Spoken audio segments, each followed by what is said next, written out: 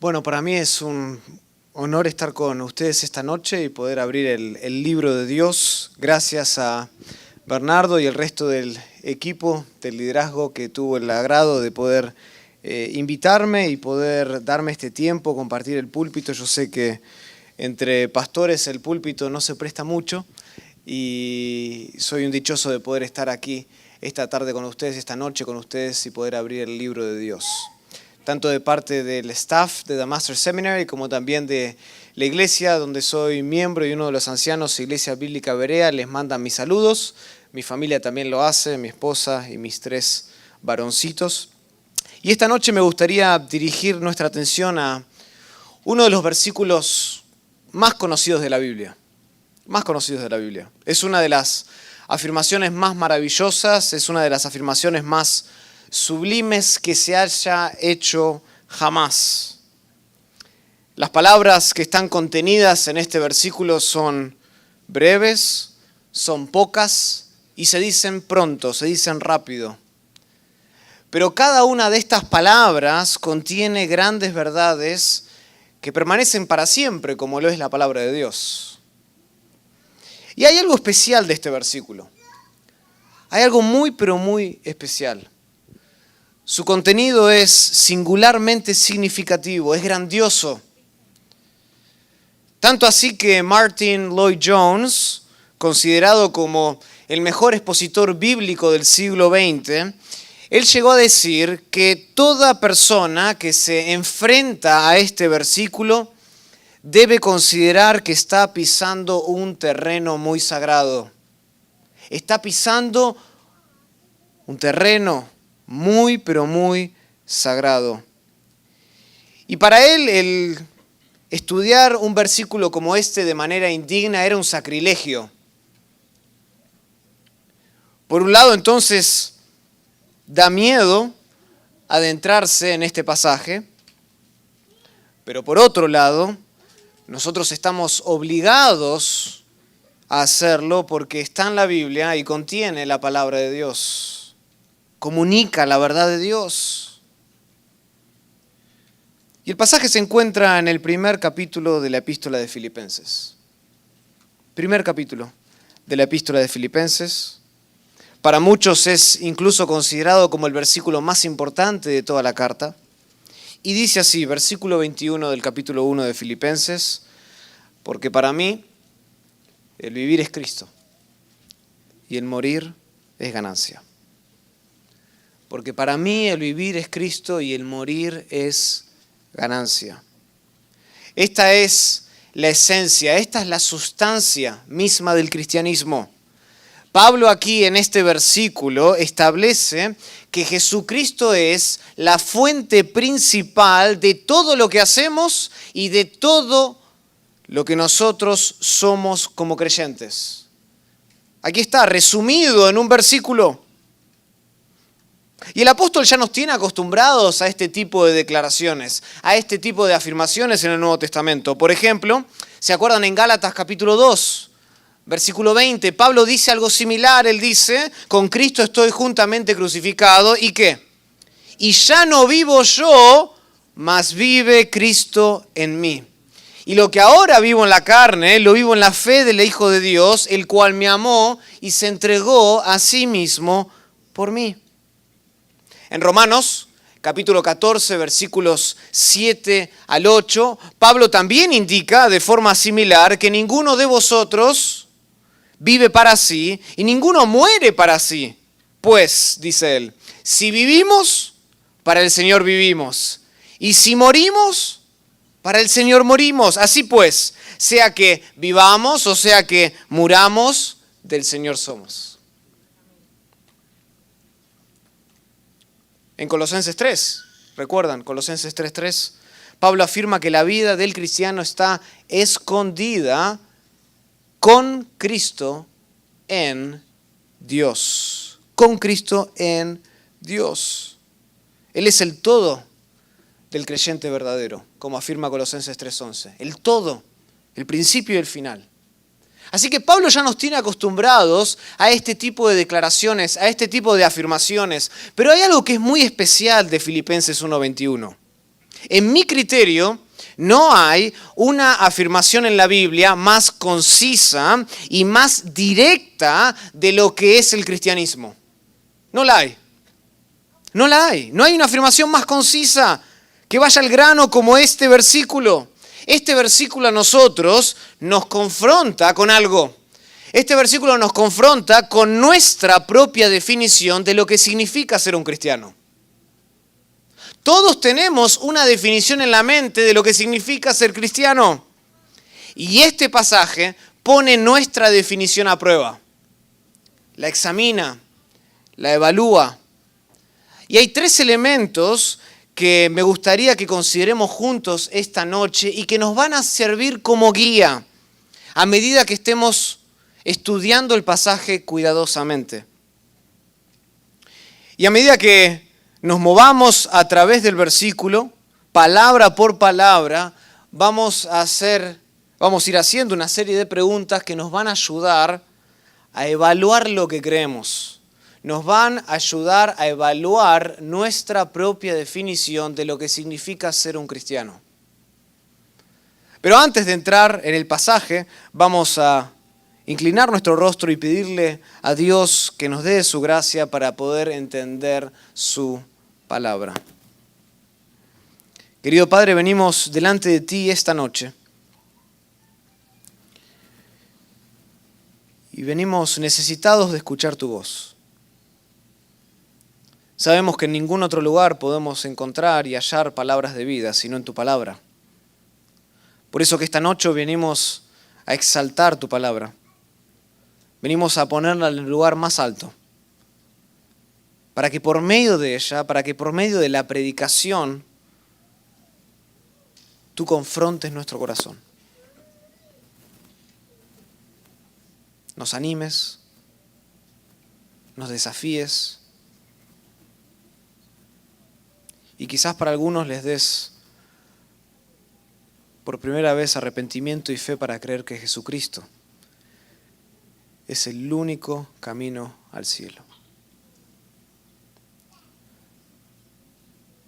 Padre, tú conoces nuestros corazones, conoces nuestras circunstancias, y por eso te pido que ahora utilices a tu Santo Espíritu para tomar esta palabra e incrustarla en lo más profundo de nuestro corazón, para que pueda llevar fruto, mucho fruto, en nuestra vida.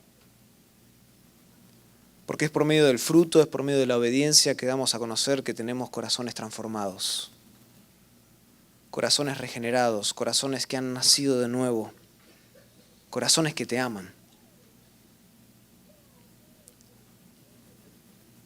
Padre, danos humildad esta noche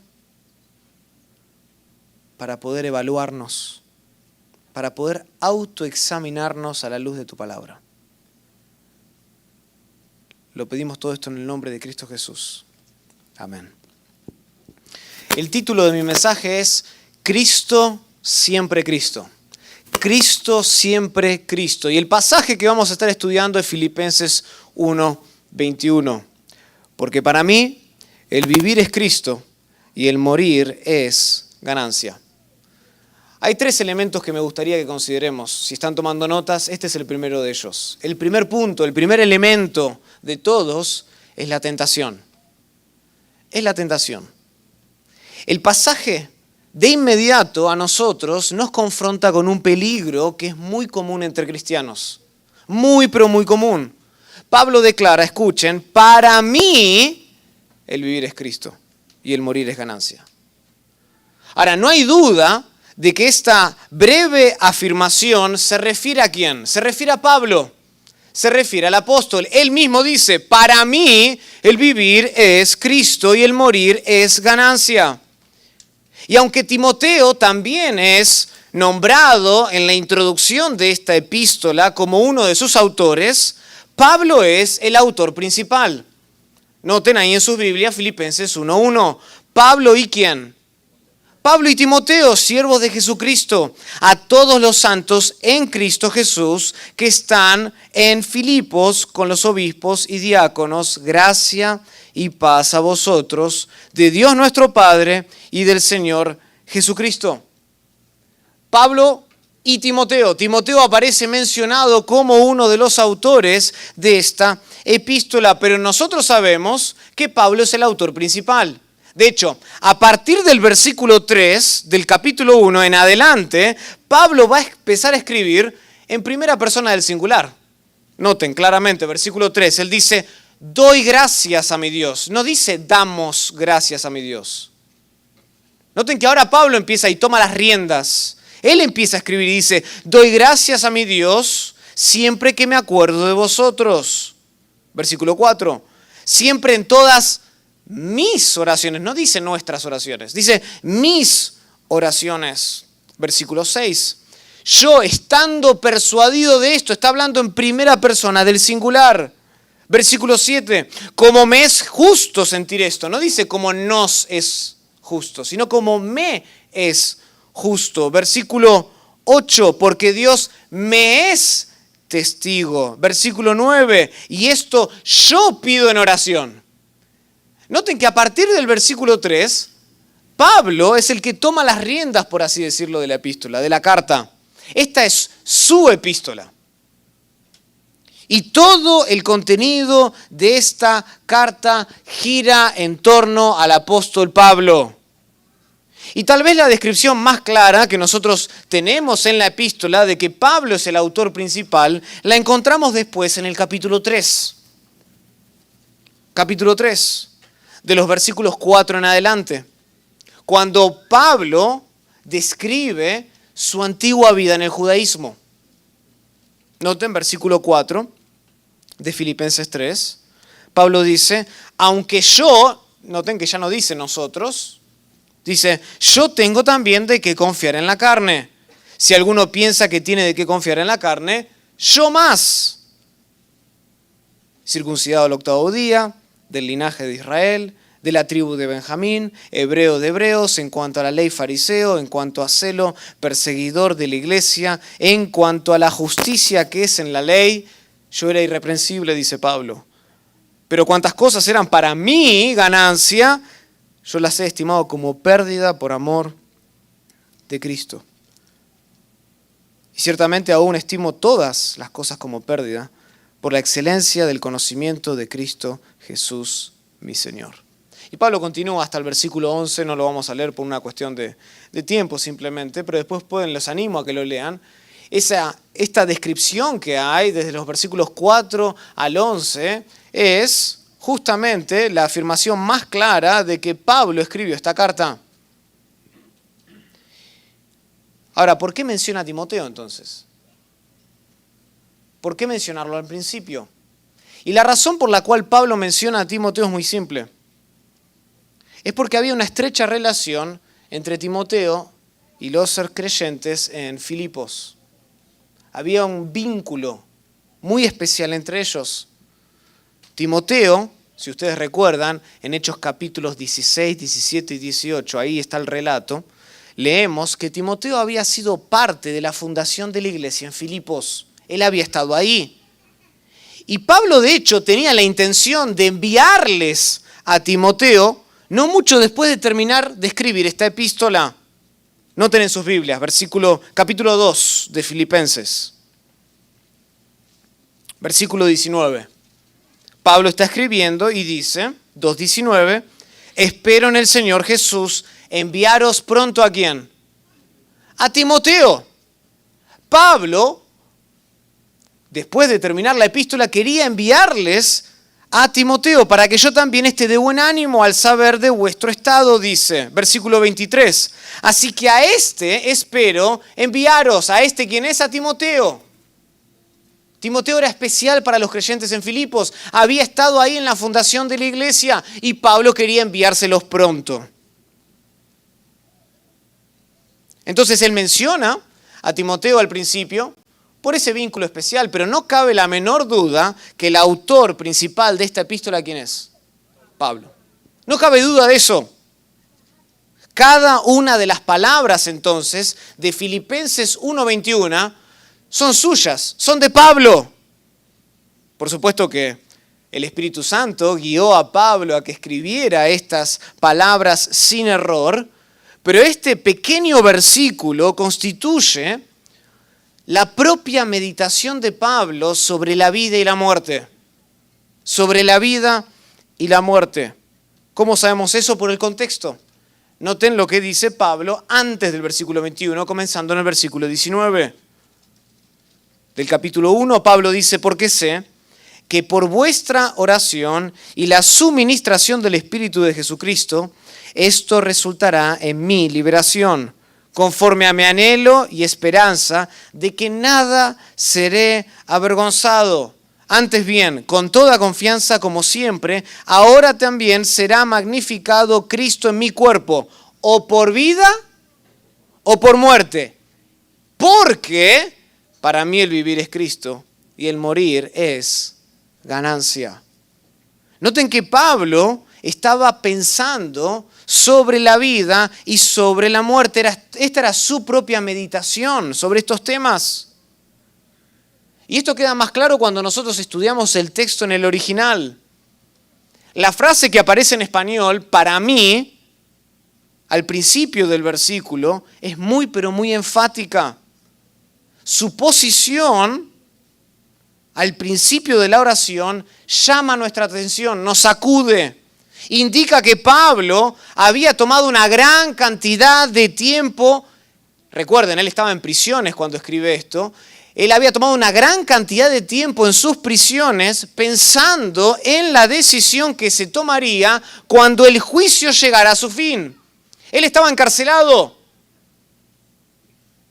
y el juicio se acercaba e iban a determinar si lo liberaban o si lo ponían a muerte. Y Pablo ocupa ese tiempo en la cárcel para considerar los conceptos de la vida y de la muerte.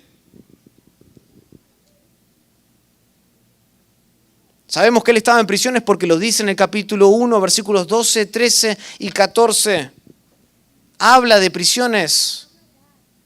Y Pablo había tomado gran tiempo en ese lugar, en el encarcelamiento, pensando en estos conceptos de la vida y de la muerte. Y Pablo llega a una conclusión.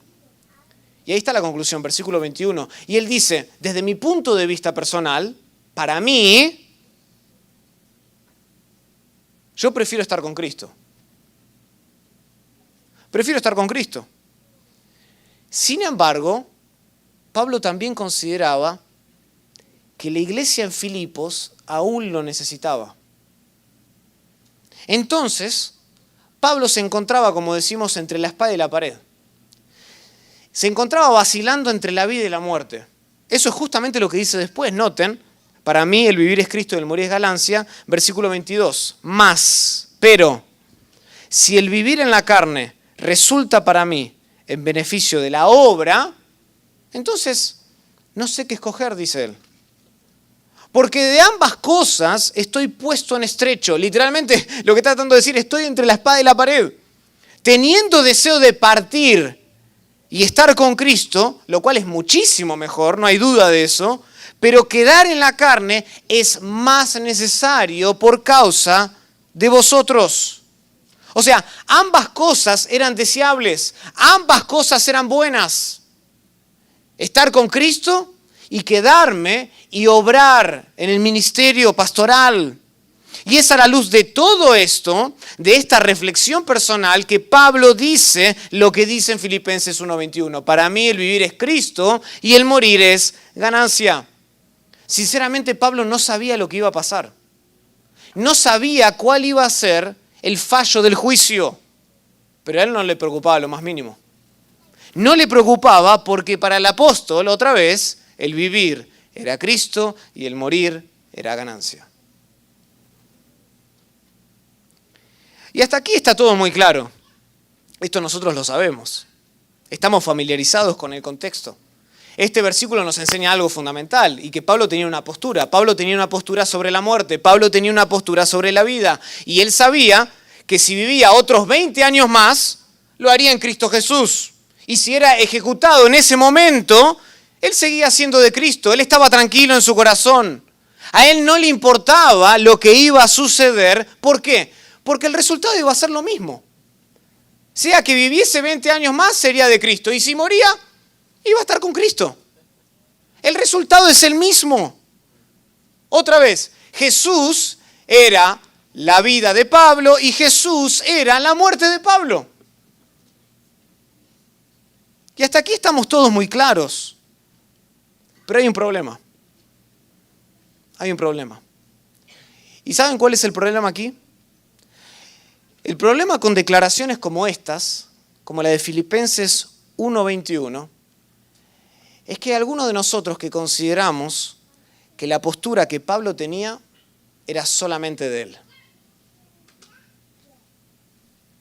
Que la postura que Pablo tenía sobre la vida y sobre la muerte era solamente suya, era únicamente de él. Y esta es la gran tentación, a considerar las palabras de Pablo como únicamente suyas. Bueno, Pablo está diciendo eso, ¿por qué? Porque está en la cárcel. Yo no estoy en la cárcel, entonces para mí el vivir no tiene que ser Cristo necesariamente. La tentación es esa, de decir, bueno, Pablo lo estaba a punto de tal vez de que lo ejecutaban. Él estaba pensando en la muerte, esto le pertenece a él es más fanático que yo del cristianismo. Y esa es la tentación, de pensar que Pablo era demasiado religioso y que esto solo le pertenece a él. Y claro, como dijimos, Pablo está escribiendo desde una postura personal, él está reflexionando, él dice, para mí, como yo veo las cosas, para mí el vivir es Cristo y el morir es ganancia. Pero hermanos, lo que es cierto de Pablo también tiene que ser cierto de nosotros, de cualquier otro cristiano. Y aunque este es su propio punto de vista personal, el Espíritu Santo consideró que sería útil dejarnos estas palabras en la Biblia para nuestro beneficio. Pablo mismo, ¿se acuerdan? En 2 de Timoteo capítulo 3, versículo 16, dice, toda la Escritura es ¿qué? Es inspirada por Dios y es útil. Es útil.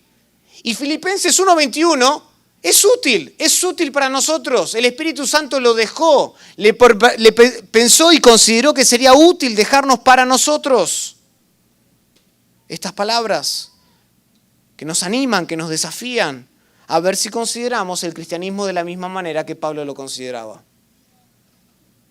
Además, el último hombre en reconocer que hubiera una clase de cristianismo diferente a la que él tenía, sería Pablo.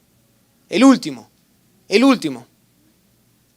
¿Se acuerdan? Pablo varias veces en las Escrituras, por ejemplo, en 1 Corintios capítulo 15, versículo 9, dice que él es el más pequeño de todos los apóstoles.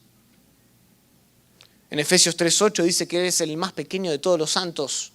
Y en 1 Timoteo 1:15 dice que él es el pecador más prominente de todos. O sea, Pablo sería el último en distanciarse y decir, no, Filipenses 1:21 es para mí porque yo vivo a otro nivel de cristianismo que ustedes. ¿No? Pablo sería el último en hacer ese tipo de distinción. Y creo que uno de los peligros más sutiles al cual nos enfrentamos hoy como iglesia es que por alguna razón extraordinaria, no sé explicarlo, pero por alguna razón extraordinaria, aunque nosotros somos protestantes, parece que aún seguimos apropiándonos de algunas de aquellas falsas diferenciaciones que hace la Iglesia Católica Romana, que pone a algunos santos por encima de otros.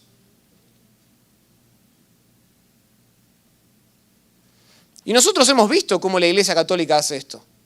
Y establece una diferencia esencial entre los santos y los creyentes comunes y corrientes. Y para ellos, para la Iglesia Católica Romana, los santos son personas especiales. Están a otro nivel. De hecho, de acuerdo a la Iglesia Católica Romana, ellos le oran ¿a quién? No solo a María, también le oran a los santos. ¿Por qué? Porque son otro grupo de élite, están a otro nivel que el que estamos nosotros. ¿Se entiende? Y por alguna razón, ese tipo de pensamiento se ha infiltrado en la iglesia protestante. Hacemos diferenciaciones, ponemos a algunos hombres a otro nivel como que si viven en otro nivel de cristianismo. Pero esta es una distinción que jamás se reconoce en la Biblia. Jamás. De hecho, es una distinción que la Biblia condena, que la Biblia denuncia.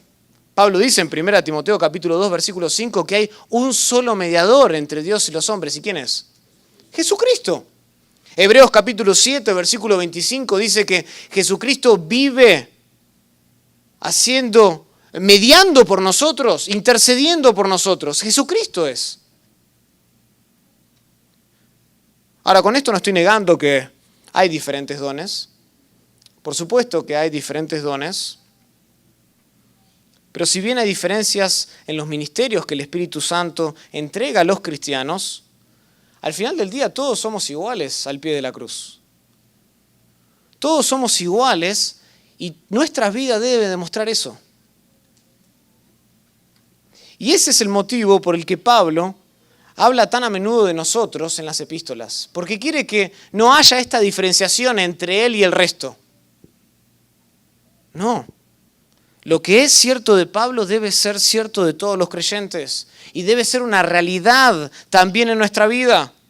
Por tanto, cuando nosotros leemos un pasaje como Filipenses 1:21, debemos resistir la tentación de hacer una falsa dicotomía, de hacer una falsa diferenciación entre Pablo y nosotros.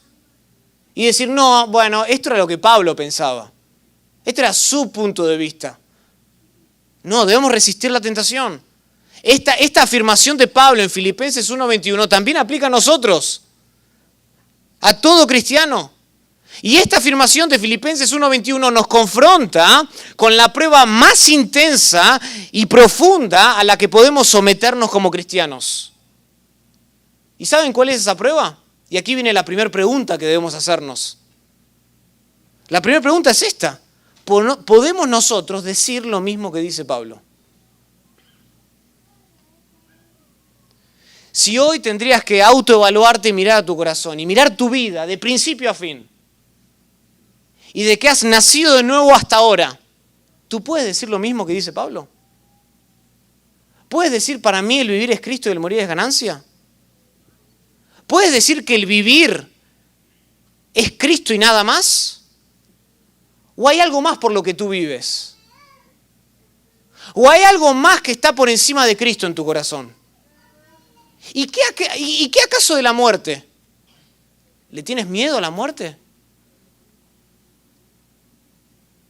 Esa es la primera pregunta que nos queremos hacer esta noche. Esta es la prueba.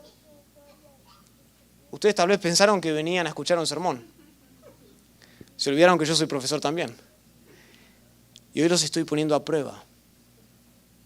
Pregúntense, ¿puedo decir lo mismo que dice Pablo aquí? ¿O acaso hay algo más por lo que vivo? ¿O acaso le temo a la muerte? Pregúntate eso esta noche. Y resiste la tentación. Resiste la tentación de no hacer caso a estas palabras como si no fueran tuyas. Si tú eres nacido de nuevo, si tú tienes un nuevo corazón, estas palabras aplican también para ti. Y tras haber lidiado entonces Pablo con una de las tentaciones más comunes entre cristianos, Pablo se va a enfocar en otro elemento. Este es el segundo punto. Y es el gran tema de la vida cristiana. Vimos la tentación, ahora quiero que nos concentremos en el tema. ¿Cuál es el tema de la vida cristiana? Noten lo que dice el versículo. Porque para mí el vivir es Cristo y el morir es ganancia. Noten ahí en la parte central del versículo, encontramos nosotros el gran tema o la ambición más grande del apóstol Pablo. Pablo dice, el vivir es Cristo. Es decir, para el apóstol, Cristo era el todo de su vida. ¿Entiendes eso? El todo de su vida. Pablo no tenía otra razón para su existencia. Su único propósito aquí en la tierra era vivir para Cristo Jesús. Entonces, Cristo Jesús era el factor supremo. Él era la pauta de su vida cristiana. Y la vida entera del apóstol Pablo estaba rendida a nadie más, sino a nuestro Señor y Salvador Jesucristo. A nadie más. Y esto es más claro otra vez cuando estudiamos el texto griego. El tiempo del verbo vivir enfatiza todo el proceso de la vida.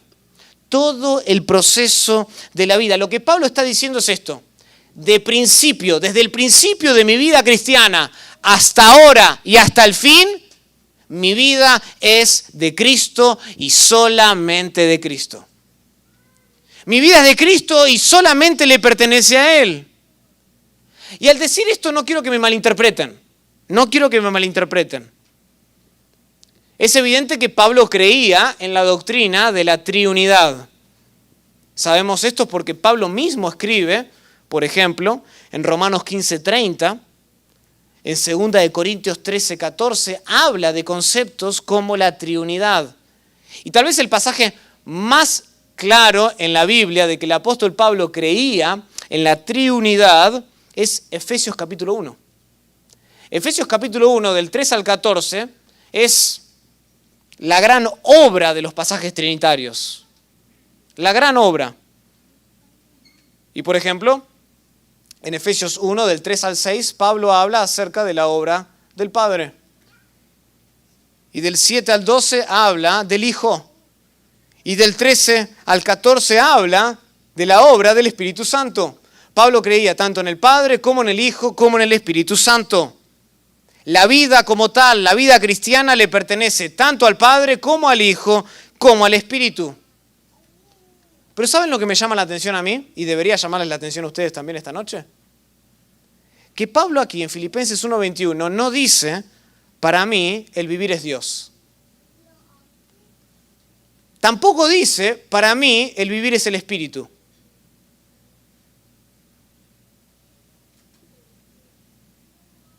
Sino que Pablo se enfoca singularmente en la persona de Cristo. Tal como lo hace, y lo leímos en Gálatas 2:20, lo hace también en Romanos 14, lo hace también en Colosenses 3, Pablo se enfocaba singularmente en la persona de Cristo Jesús. Y la pregunta es, ¿por qué? ¿Por qué Pablo no dijo, para mí el vivir es Dios? ¿Saben por qué? La razón por la que Pablo hace esto es porque, en teoría, una persona puede afirmar algo semejante como para mí el vivir es Dios y no ser cristiano necesariamente. Por ejemplo, un judío o un musulmán pueden decir con toda sinceridad que para ellos el vivir es Dios. ¿Lo hace eso cristianos? No.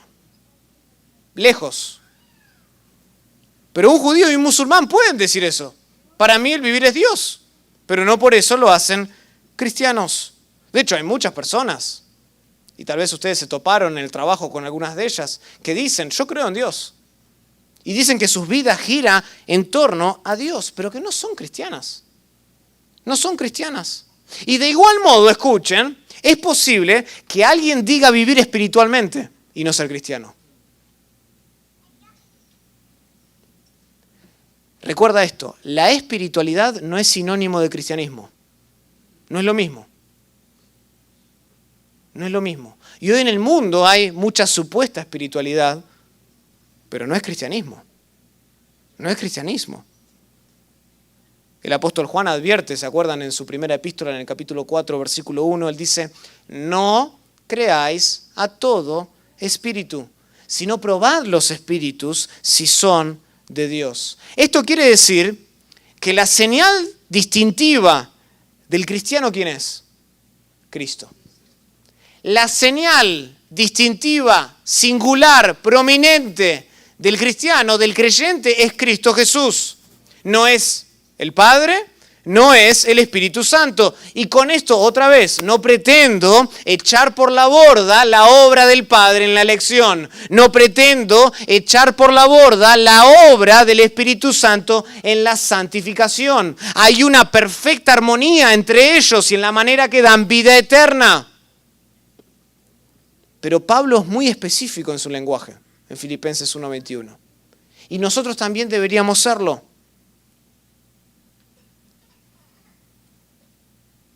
Pablo es muy específico. Y dice, para mí el vivir es Cristo. Entonces permítanme mostrarles por qué Cristo ocupa un lugar tan prominente en la vida del creyente. En primer lugar, Cristo es el todo de la vida cristiana porque en Cristo Dios justifica al pecador. En Cristo Dios justifica al pecador.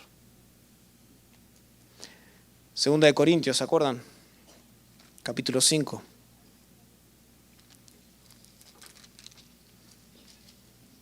Segunda de Corintios, capítulo 5, versículo 21. Pablo, otra vez, escribe y dice, al que no conoció pecado, es decir, a Cristo,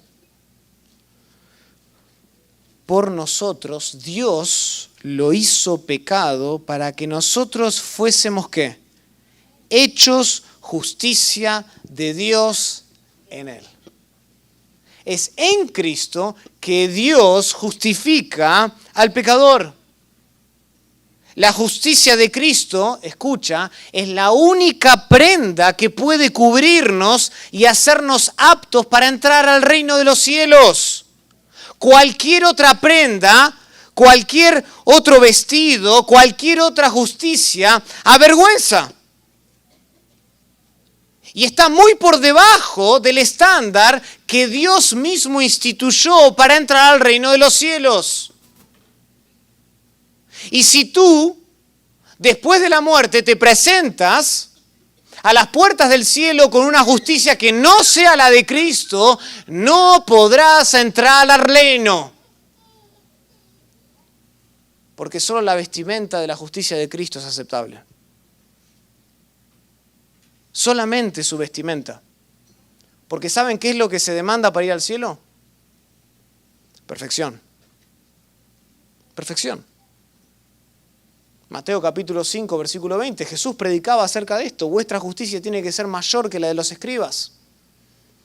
En Mateo 5, 48, al final del capítulo, en esa sección del Sermón del Monte, Jesús mismo dice, sed perfectos como vuestro Padre que está en el cielo es perfecto. Esa es la demanda. Para entrar al reino de los cielos una persona tiene que ser perfecta. ¿Cuál es el problema? Que ningún pecador lo es.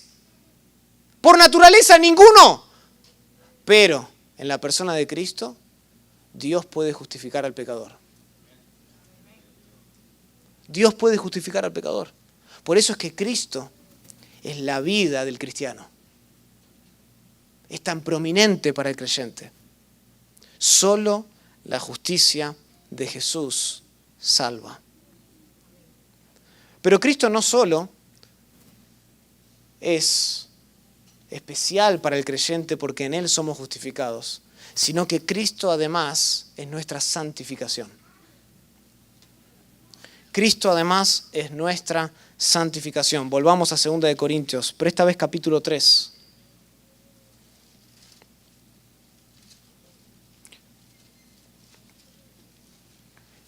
Pablo está en esta sección de 2 de Corintios capítulo 3 hablando de cómo él era ministro del nuevo pacto. Y noten cómo cierra este versículo, este capítulo, versículo 18. Por tanto, nosotros todos, mirando a cara descubierta como en un espejo la gloria de ¿quién?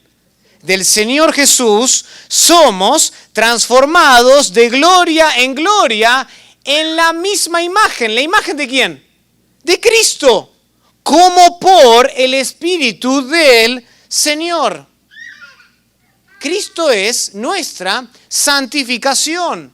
Fuimos redimidos, ¿para qué? Dice Romanos capítulo 8, versículo 29. Para ser hechos semejantes a la imagen de su Hijo.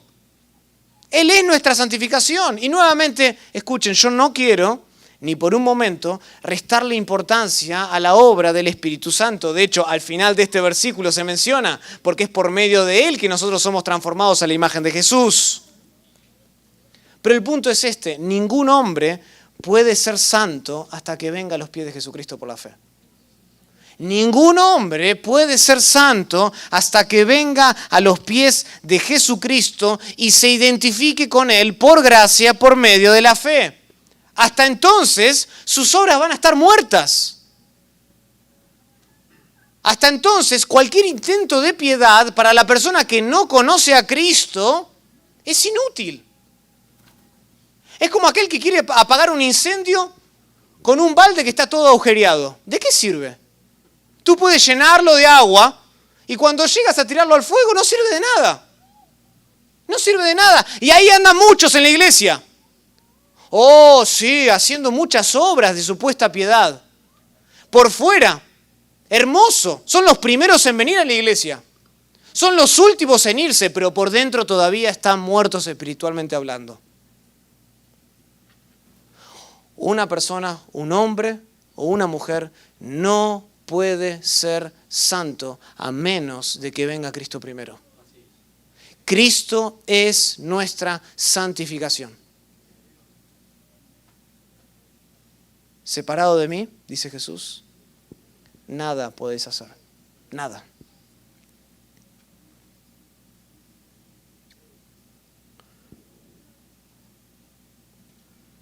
Él es la raíz de todo esfuerzo que nosotros hacemos por ser santos.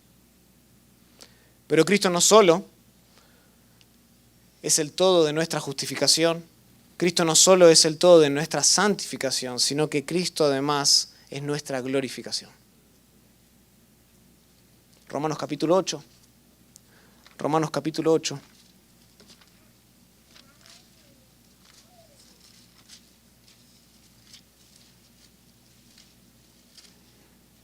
Versículo 15, vamos a leer para contexto. 8:15 dice, pues no habéis recibido el espíritu de esclavitud para estar otra vez en temor, sino que habéis recibido el espíritu de adopción por el cual clamamos, Abba Padre. El espíritu mismo da testimonio a nuestro espíritu de que somos hijos de Dios. Escuchen, y si hijos, también herederos, herederos de Dios y coherederos con Cristo, si es que padecemos juntamente con Él, para que juntamente con Él, es decir, Cristo, seamos ¿qué? Glorificados. Juan lo expresa así en su primera epístola, capítulo 3, versículo 2. Él dice, amados, ahora somos hijos de Dios y aún no se ha manifestado lo que hemos de ser, pero sabemos que cuando Él se manifieste, seremos semejantes a Él porque le veremos tal como Él es. Seremos glorificados.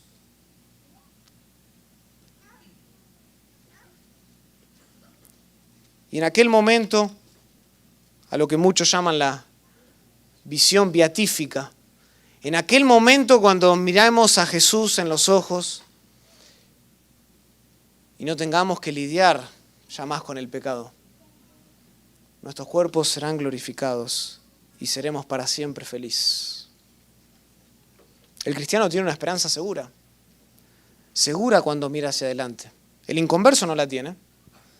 El creyente sabe que su Señor regresará y regresará pronto y le dará un cuerpo glorificado semejante a que Él tiene. Todo cristiano verdadero, entonces, tiene a Cristo y solo a Cristo como el gran tema de su vida. ¿Por qué? Porque no puede haber justificación, santificación ni glorificación sin Jesús. No puede haberlo. Él es el que comienza, Él es el que consolida y Él es el que culmina la obra de salvación. No hay vida sin Jesús. Y no hay cristianismo sin Cristo. No hay cristianismo sin Cristo. Por eso Pablo afirma y dice que la gran pasión de su vida, la ambición de principio a fin, es Cristo Jesús. Es Cristo Jesús. En Él está escondida nuestra vida. El que tiene al Hijo tiene la vida eterna, dice 1 Juan 5:12. No hay cristianismo sin Cristo. El vivir es Cristo, dice Pablo.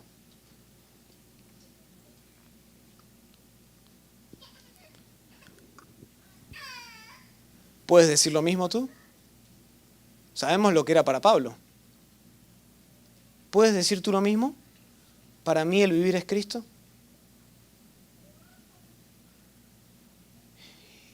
Y le soy sincero, me veo tentado a detenerme en este punto y seguir haciendo la misma pregunta una y otra vez. ¿Puedes decir lo mismo? ¿Tienes a Cristo?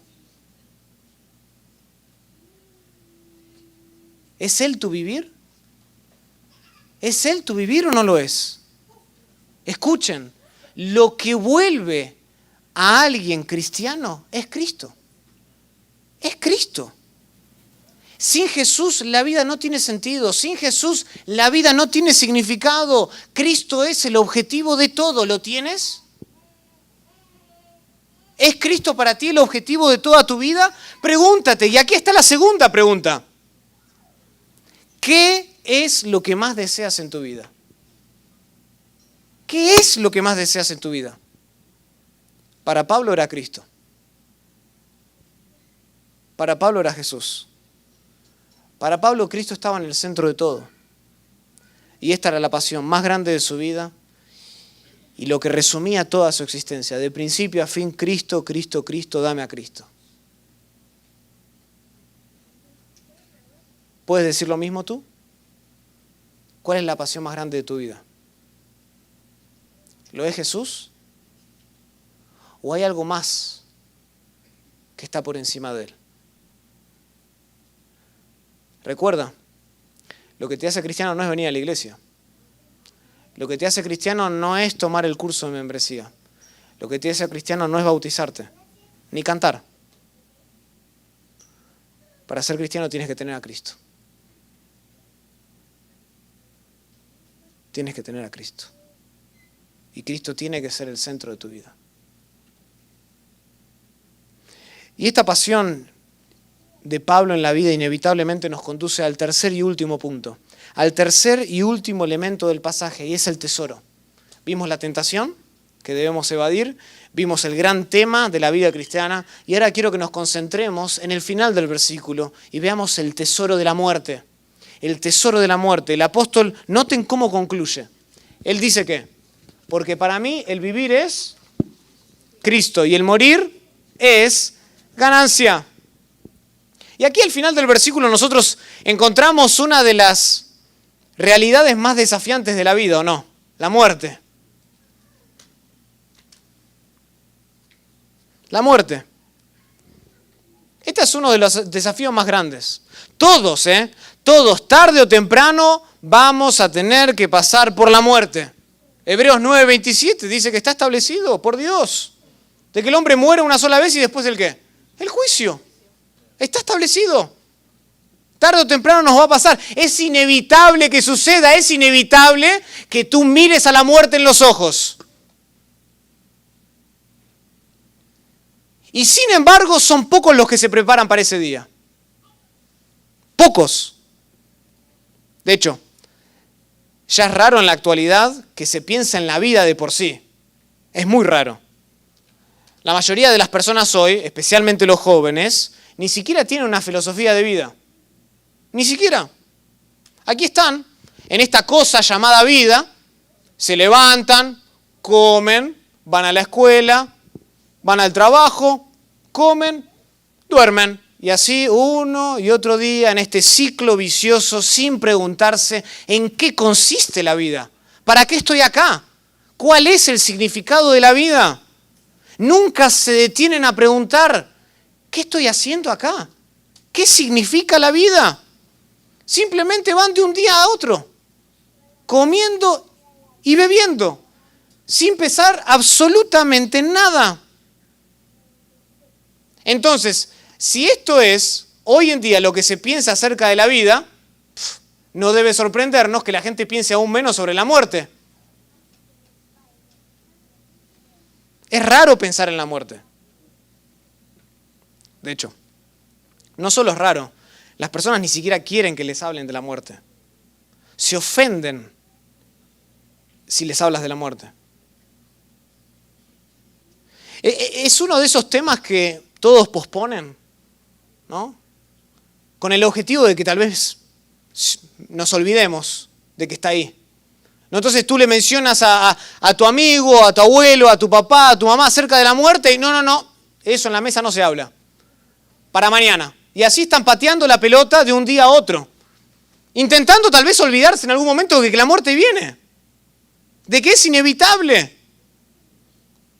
Pero esta actitud tan prevalente hoy en día no solo es ridícula e insensata, diría yo, pero además es incoherente con lo que hacemos con otros asuntos de la vida. Por ejemplo, a nadie le molesta que le hablen de un seguro contra incendios. Tal vez nos molestan si nos llaman todos los días. Pero a nadie le molesta que lo paren un día y le digan, ¿consideró, señora, consideró un seguro contra incendios? A nadie le molesta eso. ¿Sabemos por qué? Que siempre existe la posibilidad de que se queme la casa. Y ante la eventual desgracia, ¿qué hace la mayoría de la gente?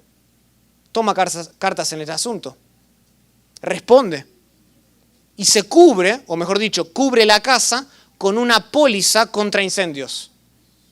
Eso es de sabios, es del entendido hace eso. ¿Por qué? Porque nadie quiere correr el riesgo de perder su casa en el fuego. Hemos invertido mucho en ella y nadie quiere perderla en el fuego. Ahora, cuando se trata del hecho y del acontecimiento más cierto de todos los tiempos, que es la muerte, las personas se molestan. ¿No es ridículo eso? ¿No es incoherente? ¿No es insensato? Pocos están preparados para morir. Pocos. Y pocos están preparados para afrontar esa realidad inevitable. Yo no sé si mañana se quema mi casa. Por ahí pago toda mi vida el seguro y nunca se quema la casa. ¿O no? Si no, ¿cómo hacen planta estos chantas? Hacen plata así, ¿no? Cobrándole a la gente porque no toda la casa se quema. Pero sí todo hombre muere eventualmente. Todo hombre muere. Y hoy muchos prefieren perder su alma en el fuego que perder su casa. Prefieren perder su alma en el fuego que hablar sobre la muerte y prepararse. Prefieren que su alma se queme en ese fuego eterno. En ese lugar que la Biblia describe, donde el humo es el tormento, donde no hay reposo para el que llega ahí. Que prepararse. Y la Biblia es clara. En Apocalipsis capítulo 20, versículo 15 dice que el que no se haya inscrito en el libro de la vida será lanzado al fuego, al lago de fuego. Será lanzado allí. No es incertidumbre, es certeza. Aquel cuya vida no está escrita en ese libro, será por siempre condenado al fuego. Y es aquí donde las palabras de Pablo sobresalen, ¿no? Es aquí donde las palabras de Pablo toman color, toman vida. ¿Por qué? Porque la actitud de Pablo es radicalmente diferente a lo que vemos hoy. El apóstol no evitaba pensar en la muerte. El apóstol no evitaba, no se resignaba a hablar de la muerte. Pablo, como vemos acá, no le tenía miedo a la muerte. No le tenía miedo a la muerte en lo más mínimo, sino que miraba a la muerte en los ojos con una sonrisa. Con una sonrisa. Él estaba confiado, él estaba seguro. ¿Por qué? ¿Qué dice el texto? Porque para él el morir era ganancia. Ganancia. Esta palabra antiguamente se utilizaba para describir el interés que podía uno generar sobre el dinero, sobre una inversión. Eso es ganancia. Entonces, noten lo que Pablo está diciendo aquí. Pablo está diciendo, en los ojos de Pablo, él está diciendo que el acto de morir consiste en recuperar el capital invertido, los intereses y tener así más de Cristo que viviendo. Hermoso. Lo recupero todo y tengo más, porque tengo a Cristo. Y esta era la manera en la que Pablo afrontaba la muerte. La muerte para él era una ventaja, era ganancia. Y él estaba confiado de que si moría ganaría más, porque lo tendría a Cristo. Ahora, algunos sugieren que Pablo aquí consideraba la muerte como una ventaja, porque la muerte en cierto sentido nos libra de los males de la vida. La muerte en cierto sentido es el fin ¿de qué? De las debilidades. La muerte es el fin de las miserias de la tierra. Por eso es que algunos apresuran su muerte, porque quieren escapar. Entonces, hay algunos que dicen que Pablo veía la muerte como una puerta de escape a los problemas de la vida. De hecho, esta era la postura que predominaba en aquel entonces. Sócrates, un gran filósofo griego que vino años antes, pero había instalado esta manera de ver la muerte, él solía decir lo siguiente, él solía enseñar que si la muerte es una ausencia de sensación y es un sueño, como cuando uno se duerme sin soñar, entonces él dice, la muerte es una ganancia maravillosa. Y usa los mismos términos que Pablo vino a usar años después. Sócrates enseñaba eso. La muerte es si es como dormir sin soñar, la muerte es maravillosa. Porque significa que me libro de todos los males, de todas las dificultades. Y esta perspectiva de la muerte parece encajar con lo que Pablo estaba experimentando en aquel momento. De hecho, no nos da el tiempo para verlo, lo voy a decir rápidamente. Pero Pablo menciona, y él habla de prisiones en el capítulo 1, él habla de aflicciones y tribulaciones, él habla de conflicto en el 1:30, él habla de tristeza sobre tristeza, él habla de humillación, él habla de escasez, él habla de necesidad, él habla de hambre en el capítulo 4, versículo 12. Toda la epístola está coloreada con esta terminología: escasez, tribulación, hambre, tristeza. Morir significaría terminar con todo esto de una vez y para siempre. Y hay algunos hombres que consideran que Pablo estaba pensando de esa manera. Sin embargo, yo creo que esta postura es problemática. Es problemática. ¿El problema con esta postura cuál es? El problema con esta postura es que no encaja con el énfasis del pasaje. ¿Cuál era el dilema de Pablo? ¿Cuál era la disyuntiva? ¿Se acuerdan que al principio dijimos que él estaba entre la espada y la pared? ¿Cuál era el dilema? El dilema de Pablo no era entre vivir en la tierra con todos sus males y vivir en el cielo libre de ellos. Pablo no está pensando en eso. El dilema de Pablo era entre servir a la iglesia en Filipos y disfrutar de la comunión con Cristo personalmente. Es cierto que la muerte trae fin a los problemas o a los males de la vida.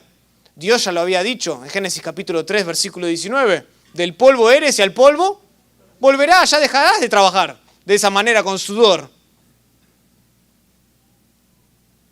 Pero este no es el foco de Pablo. Este no es el énfasis de Pablo. Si fuera así, entonces Pablo no tendría que estar tan ambivalente. Pablo no tendría que estar tan pensativo. ¿Por qué? Porque la muerte es muchísimo superior entonces. La muerte aquí, en Filipenses 1:21, no es tanto una puerta de escape como es una puerta de entrada a Cristo. Pablo no está pensando en la muerte como una puerta de escape, sino que él está pensando en la muerte como una puerta de entrada. Entrada a la gloria celestial, entrada a la presencia de Cristo. Eso es lo que está pensando. Entonces, tenemos que nosotros tener mucho cuidado de separar la ganancia de morir de la persona de Cristo. ¿Saben cuál es el tesoro de la muerte? No es el acto. El tesoro de la muerte es Jesús. Ese es el tesoro. Ese es el tesoro de la muerte. Dicho de otro modo, no hay ganancia en morir si Cristo no es nuestro vivir. ¿Entiendes eso? No hay ganancia en morir si Cristo no es nuestro vivir. La muerte no es un fin en sí mismo, es una puerta. Es una puerta de entrada a la gloria. Y por eso Pablo la consideraba como un tesoro, porque conducía a Cristo. La muerte conduce a Cristo para el que vive en Cristo.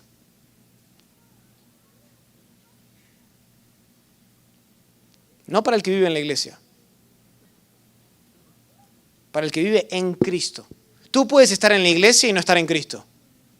Y tendrás un problema cuando mueres. Un gran problema. Para que la ganancia de la muerte sea ganancia como Pablo la veía, tú tienes que vivir en Cristo. Tú tienes que vivir en Cristo. Y ese es el gran tesoro. Esa es la puerta de entrada, nos conduce a Él. Piensa esto por un momento. En el cielo el cielo será especial, ¿saben por qué? Porque Cristo está ahí. Porque Cristo está ahí. ¿Saben cuál va a ser la canción eterna en el cielo?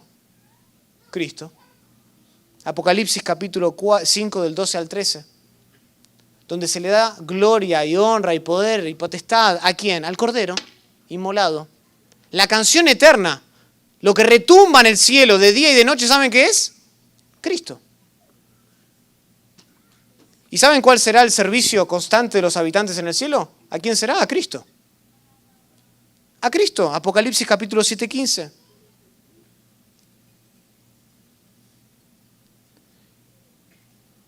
Entonces, pongámoslo de esta manera.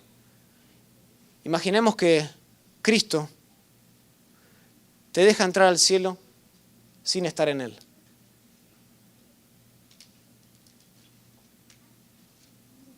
Tú no tendrías gozo en el cielo. No tendrías gozo en el cielo porque mirarías para allá y están los ángeles adorando a Cristo. Mirarías para acá y están los ancianos adorando a Cristo. Mirarías para acá y están los niños alabando a Cristo. Las calles hablan de Cristo. Todo retumba y habla de Cristo. ¿Qué vas a hacer en el cielo si Cristo no es tu vivir en la tierra? Sería aburridísimo para ti ese lugar. El cielo, la muerte es ganancia para el que vive en Cristo ahora, en la tierra.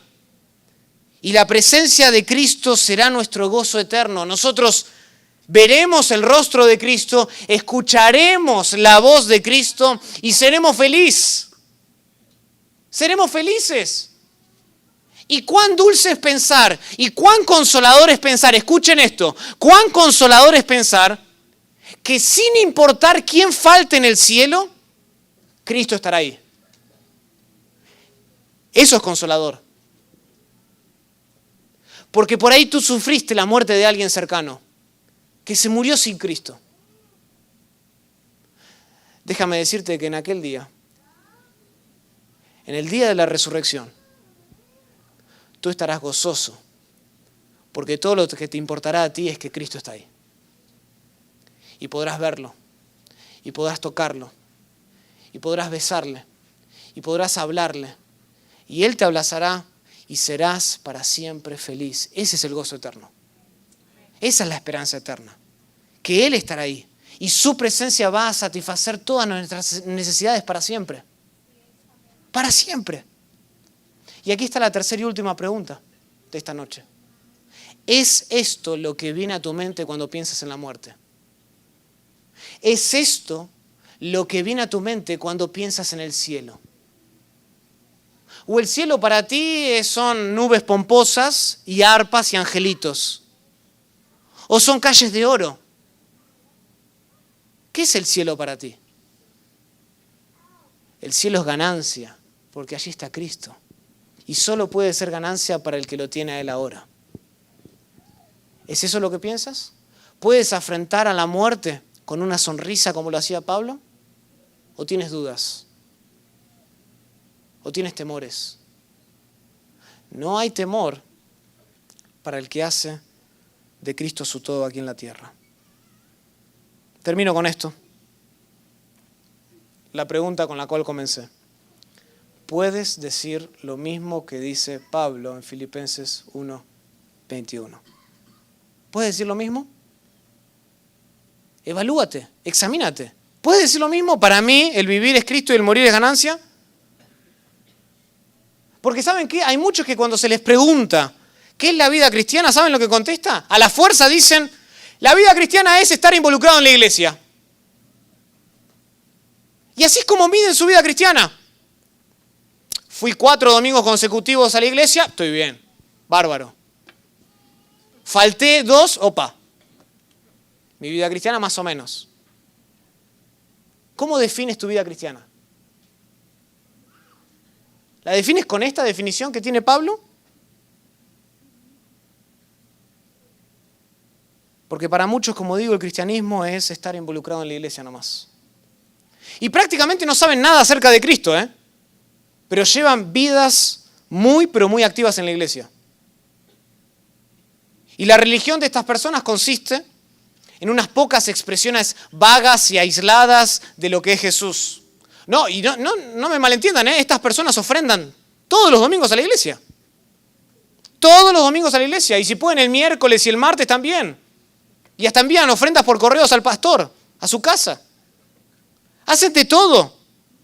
Cumplen con sus deberes religiosos. No le hacen mal a nadie. Sin embargo, ¿qué saben estas personas acerca de Jesús en la práctica? Nada. Nada. Viven sus vidas enfocadas en las actividades. Viven de sus intereses religiosos. Y el peligro de esta manera de vivir es que cuando el activismo desaparece, cuando alguien enferma, cuando uno queda en la cama, esa persona se queda con las manos vacías. Se le desmorona la vida cristiana. Hasta ahí llega su espiritualidad. Y lamentablemente este es el cristianismo de muchos en la iglesia. Piensan que son cristianos porque asisten, dan, ofrendan y sirven regularmente en la iglesia. Escuchen, examínense, evalúense, porque tal cristianismo no lleva al cielo. Ese estilo de vida no lleva al cielo. Un cristianismo sin Cristo no salva. Y si tú no tienes a Jesucristo, no tienes esperanza ni para el presente ni para el futuro. Y tú no querrás enfrentarte a la muerte, porque si tú mueras en ese estado, desearás nunca haber nacido.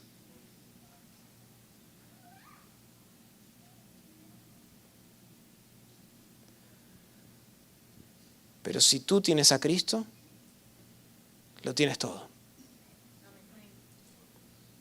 Lo tienes todo. Y no necesitas nada más. Entonces invierte tu tiempo. Invierte tu tiempo en conocer a Jesús.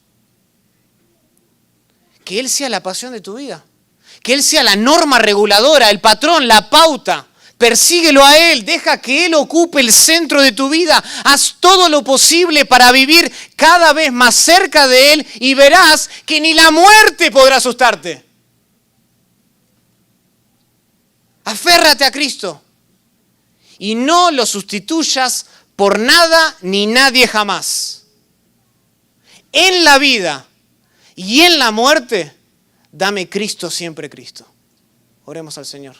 Querido Padre, te damos gracias. Gracias, Señor, por este pasaje tan familiar para nosotros. Un pasaje que tal vez ya hemos escuchado y que muchos memorizamos.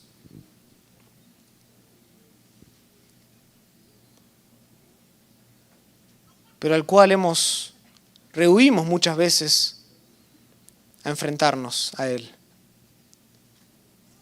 Porque este versículo nos confronta con nuestra propia definición de la vida cristiana.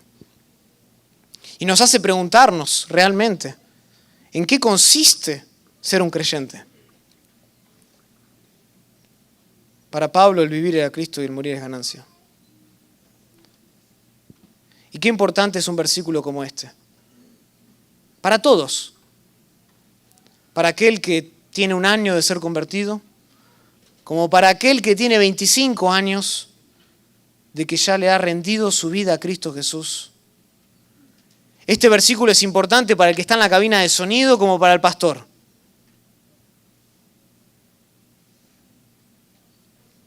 Porque el pecado es ciertamente mucho. Nos tienta, nos seduce, nos engaña y siempre nos destruye. Qué gran recordatorio y qué gran prueba para nosotros de poder hacer que Cristo sea Cristo siempre en nuestra vida.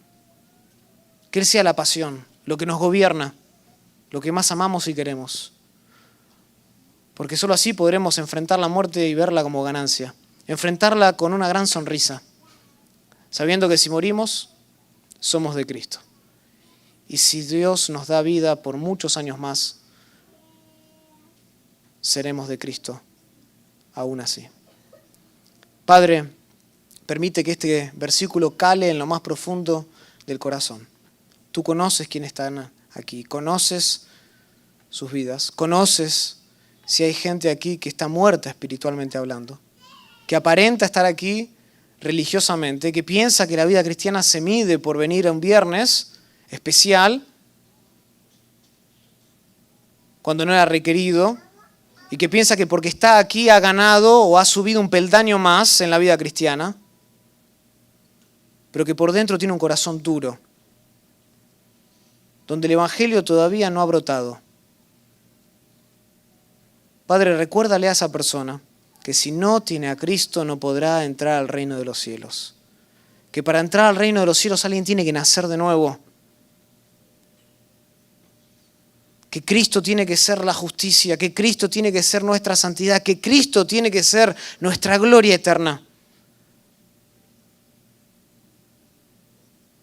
Padre, dale a esa persona ojos espirituales para ver que Jesús es el que satisface todo en la vida y en la muerte. Y que si tenemos a Cristo lo tenemos todo. Y para aquel que es creyente, Señor, permítenos afianzar estas convicciones aún más y vivir a la luz de lo que realmente creemos y de lo que realmente somos. Lo pedimos todo esto en el nombre maravilloso de Jesús. Amén.